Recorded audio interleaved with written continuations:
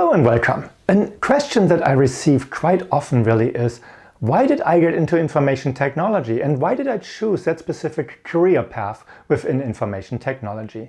And while there are quite a few reasons, in this video I will really go into the nitty-gritty and tell you why did I get into information technology and why did I choose that specific path that I chose. I will also try to answer the question or give you a hint why you should work in information technology. Hello and welcome back to my channel. My name is Christoph Puetz. I'm your IT career guide, and on this YouTube channel we talk about information technology and anything related to a career in information technology. So why did I get into information technology? And I have to go back quite a bit and explain really why I got into that situation to really have that choice. So I was originally born in Germany and I moved to the United States in 1998 at age 30.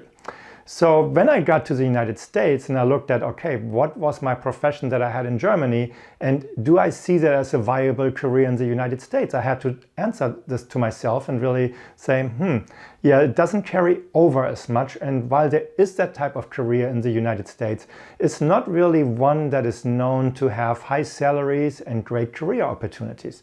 So I decided to look for something else. And initially, I really just grabbed the next available job just to have some sort of income. I had a friend here that I had met, and that friend worked in information technology.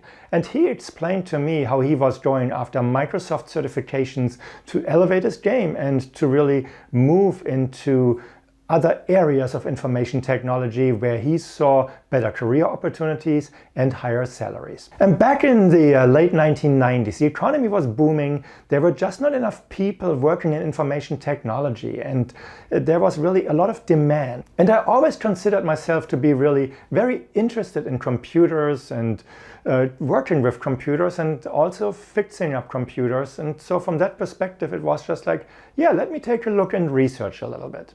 So after my friend told me about the Microsoft certifications, I started researching. And I discovered, yeah, it's a small investment, so it was not very expensive. The exam fees were $100 per exam. I just bought like 2 or 3 books and started reading the books.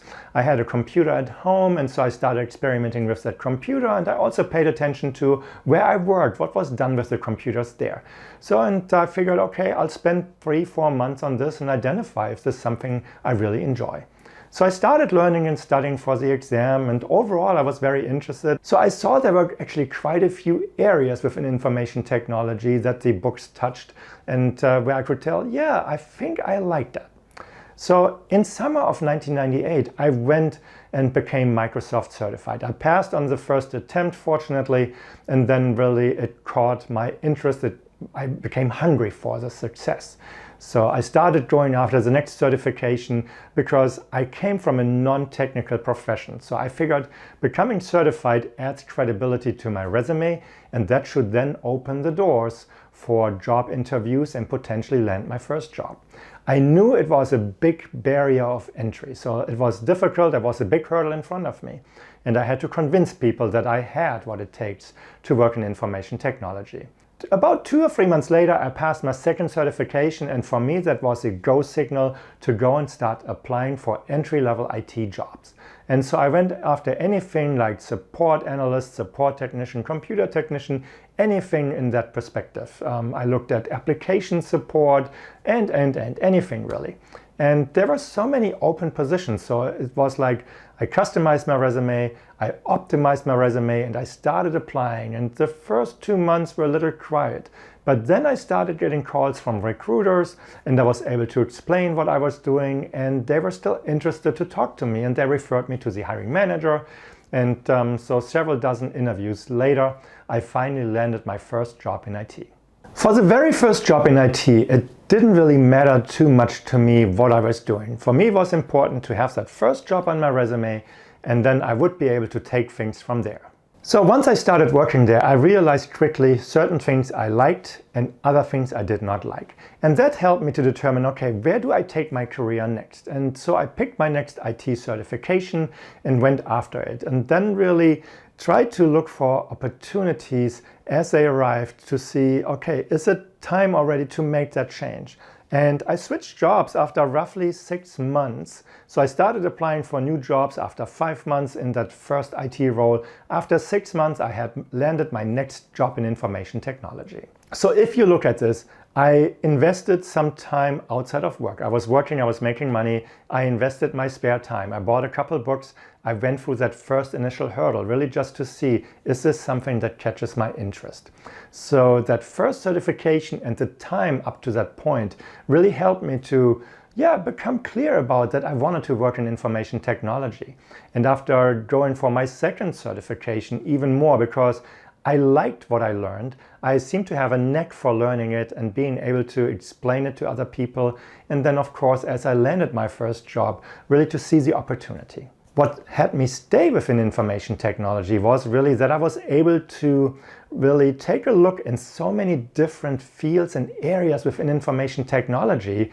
And that really manifested it for me that it's like, no, this is where I want to be in the long term. It's less about the money. Yes, money was important, but it was less about the money and more the interesting type of work. So now, why should you get into information technology? And you might say 1998, that's a long time ago. Times are so different. And in a certain way, you are right. Times are very different. Certifications today carry significantly more value than back then.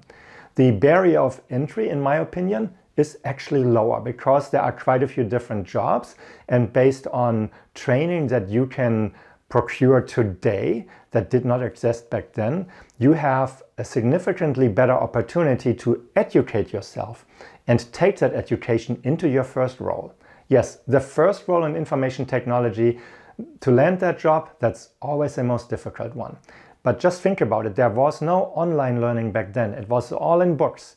Then there was some exam cramming and here and there. So somebody posted the test results on the internet and a lot of people became paper certified. They just studied the exams, questions and answers, but they didn't study the material. Those people slowly disappeared out of information technology, or when the dot-com bubble burst, they couldn't find another job because they did not deserve to be there in the first place. So, but today there are so many learning opportunities. There's so much affordable training available. So you can spend a lot of time educating yourself and go into that first job with significantly more knowledge and confidence than I had back then.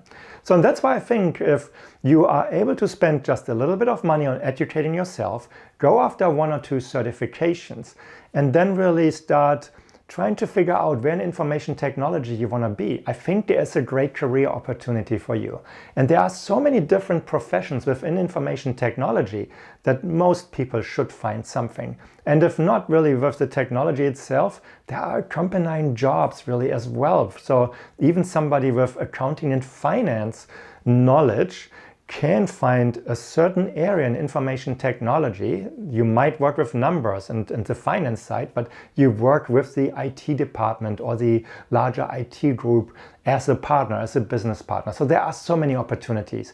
And that's really what I want to share with you in this video here. I think there's so much excitement that you can generate for yourself and use that as motivation to land your very first job in information technology. So I hope this helped you a little bit to understand why did I get into information technology and why I stayed in information technology. The other thing really from a career path itself, that's time for a different video. But if you have watched any of my videos, you know that I'm talking about planning your career and looking at 3, 4, 5 years ahead and really planning accordingly, because technology is shifting and the way how we work is shifting. So if you follow that advice, you will be in good shape and you have really a great opportunity for a great career. So I hope you liked this video. If you did, please give it a thumbs up. If you have not subscribed to my channel, please do so as well.